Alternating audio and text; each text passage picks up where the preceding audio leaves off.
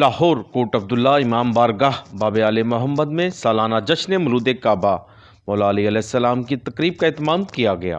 جس میں ملک قاسم علی ذاکر اہل بیت، کامران عباس بی ذاکر، رائے علی عمران شفقت، رضا شفقت ذاکر، غلام عباس سرگانہ، شہباز علی حیدری، پیر سید نذیر حسین، ملک زوار حسین، ملک علمبردار، وسیم عباس، ملک عمران عباس، ملک علی عباس، ملک تنویر حسین، ملک فقیر حسین، ملک غیور حیدر، ملک جرار حیدر، سید اعجاز کاظمی، ملک حسنین رضا ابان، ملک حسن ظہیر ابان و دیگر نے شرکت کی۔ اس موقع پر حضرت علی علیہ السلام کی جشن ولادت کا کیک کاٹا گیا، جس میں سینکڑوں لوگوں نے شرکت کی۔